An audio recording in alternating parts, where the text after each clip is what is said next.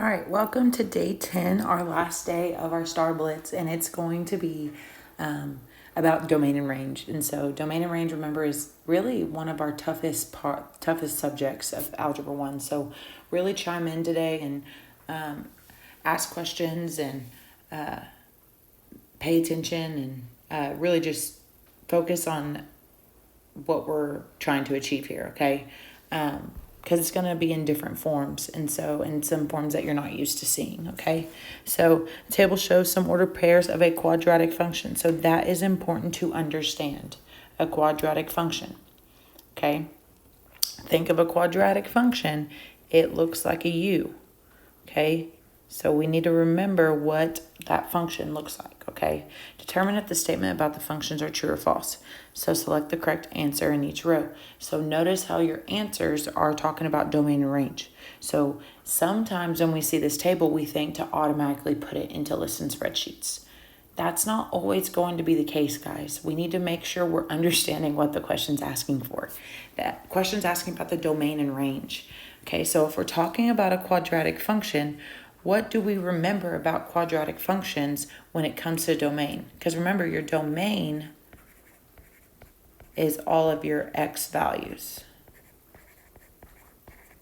Okay, and so domain is also left to right. So remember, you go to your furthest left point. So when I think about my domain, okay, my furthest left point is usually always a arrow, so is my furthest right point. So remember, domain in a quadratic function, unless said otherwise, okay? Usually it's only in a graph, okay? But this time we don't have a graph, we have a table, okay? Our domain is going to be all real numbers, okay? So that would make this statement true right here. Domain is all real numbers. So that's a true statement right there, okay? So our range, it is going to be our y values, and it's from bottom to top. Okay, so in this case, this is not necessarily going to be all real numbers, because a quadratic function either goes up forever, or in some cases it can go down forever. Okay, so there's always going to be a starting point. It just never really ends. Okay, so then now all you have to do is base it off of the y values. Okay, so your domain will always be on top of the table and your range will be on bottom.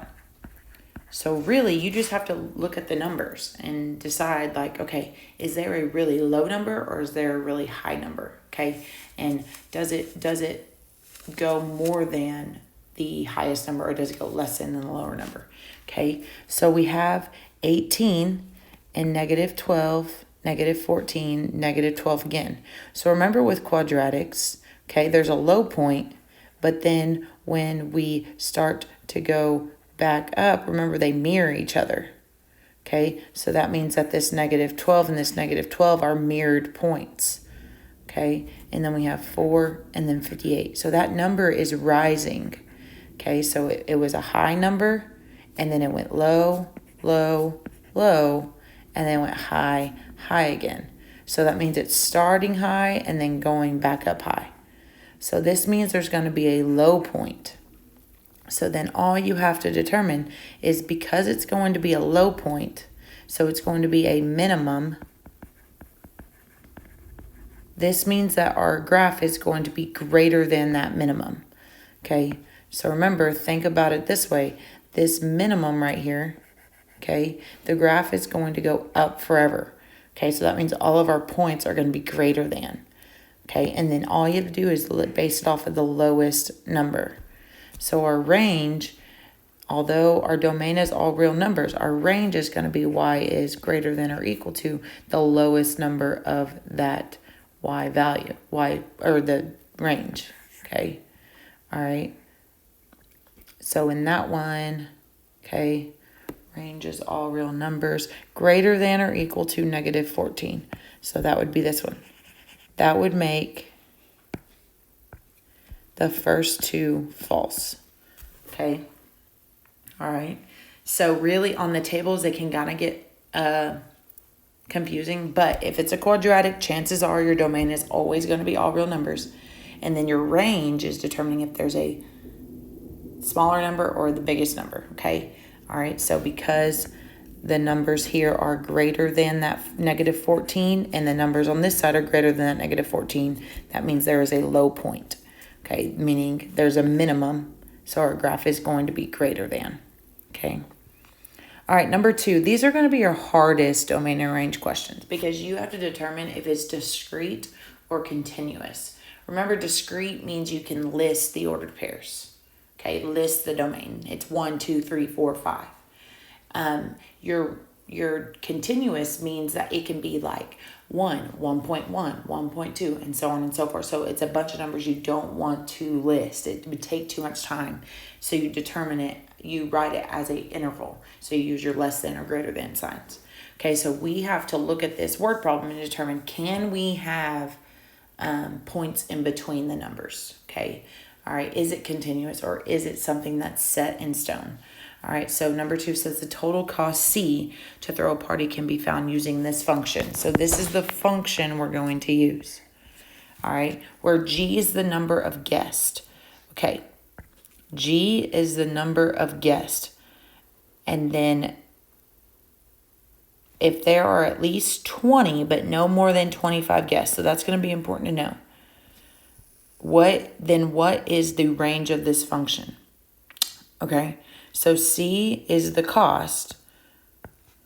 C is the cost, okay? But G is the number of guests. So let's think about this. Remember the letter inside of the equation. So in this case, it's G, okay? So C equals 28G plus 75. Okay, so C is technically our Y value, our range. Okay, this is also known as the dependent variable, whereas G is the X value. Remember, this is your domain. Your domain is always the value inside of the equation because this is your independent variable. Okay, so remember, this means that the cost of the party depends on how many guests are coming. Okay, the cost of it doesn't, the guests don't depend on the cost. Okay, so the number of guests that attend determine the cost of the party. All right, so that would mean that we need to look at this right here to determine our domain. So when it's a word problem and they're asking for your domain and range, you have to determine the domain first. Well, it tells you what the domain is. It's at least 20 guests. So our domain starts at the number 20, and then we can have no more than 25 guests. So let's talk about this. Can I have 0.5 of a person? Well, no, you can't have 0.5 of a person. So this means that this equation is going to be discrete. So this whole problem right here is going to be discrete. So therefore, we're going to list the domain and range. So when we have 20 guests, 21 guests, 22, 23, 24, and 25. So that is our domain right there. So we figured that out. But now it's asking us, what is the range? Okay, all right, well, in order to know the range, you have to plug in the domain. Remember, domain is your X values. In this case, it's your G values. Okay, so in order to determine the range, you have to use the formula. So in this case, it's 28G plus 75. So if there were 20 guests that showed up plus 75, I would need to calculate that. So 28 times 20 and then add 75, I get $635. So it's $635 if 20 guests show up. But, 35. But what if 21 guests show up? Okay, so in this case, I would do 28 times 21, add 75. 663, and so on and so forth. So you would continue to do that until you find all the numbers of the range. So we have 691 when we do this, So 28, 23 plus 75. So 719, 28, 24 plus 75, 747, and then 28, 25 plus 75 equals 775. So I'm not going to write it, but these are all your range numbers. Okay, so you would just list it. So 645, 663, 691, 719, 747, and 775. Okay. All right, so you will have 2 of these on your assignment.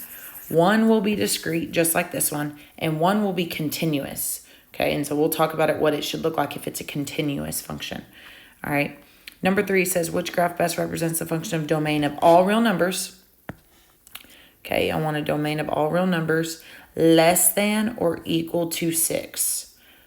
Okay, so we want a domain of all real numbers less than, so we have x is less than or equal to 6, meaning this should start on the 6 of the x-axis, but because it's less than, my arrow should point to the left, because if you think of a number line, all the numbers to the left of 6 are going to be less than.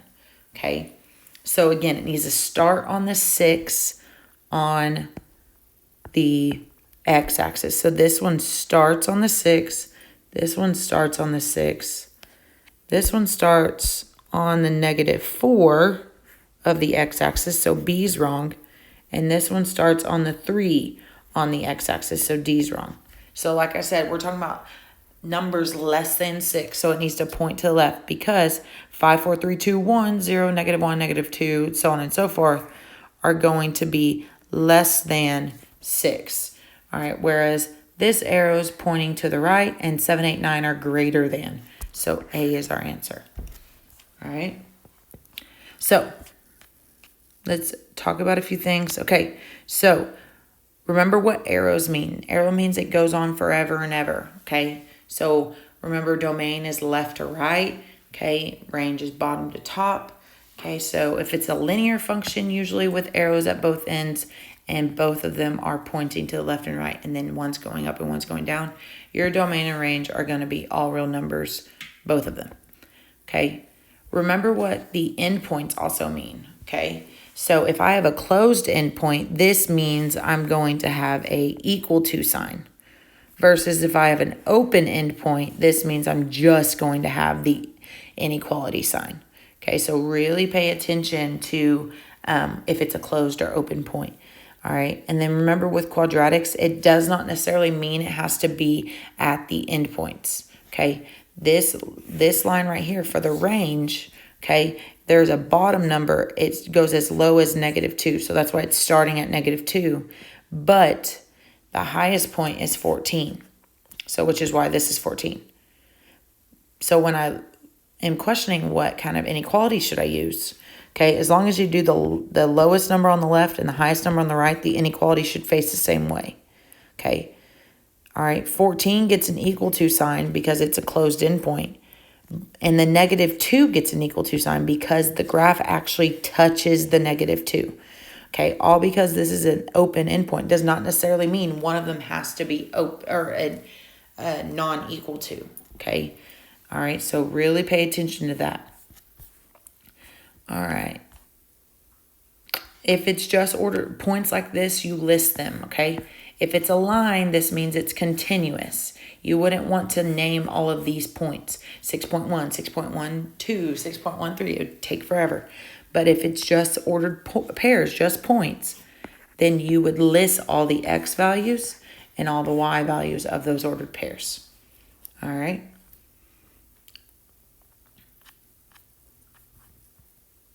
All right, so like this one, this would be a domain and range, but we have to pay attention to the endpoints, okay? All right, really pay attention to the endpoints because they're open. So this means our inequalities would just be less than, like this, okay? But because our range is from bottom to top, okay, all right, we're actually going to start at -6, but it's going to be an equal to, whereas The tallest it goes is at +1, but that's just going to be in a less than sign only. It's not going to be equal to, because these are open. But because this graph actually touches the -6, that's why we get a equal to sign. And this is just for the range. The domain is just going to be this -5 with X in the middle and then 1. But we don't put equal to signs because they're open endpoints. And remember, domain is left to right. Okay. All right. So like I said, if you give an equation that's asking for domain and range, graph them. Graph it and then look at your calculator and figure out what the domain and range is.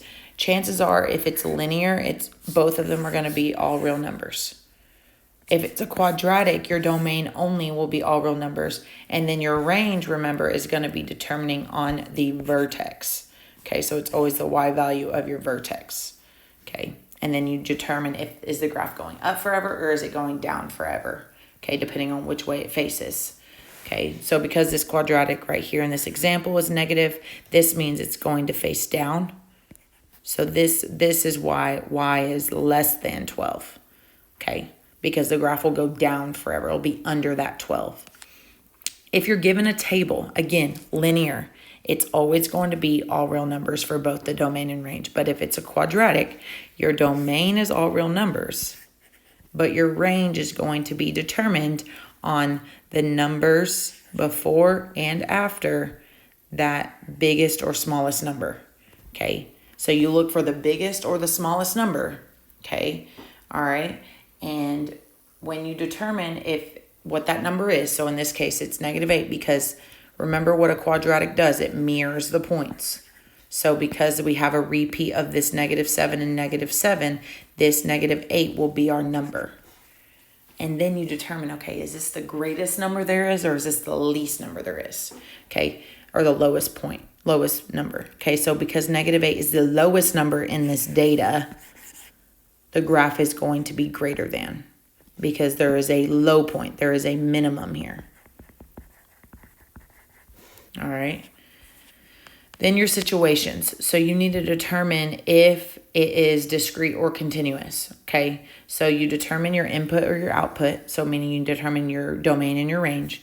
Remember, your domain is always the value that's inside of the equation.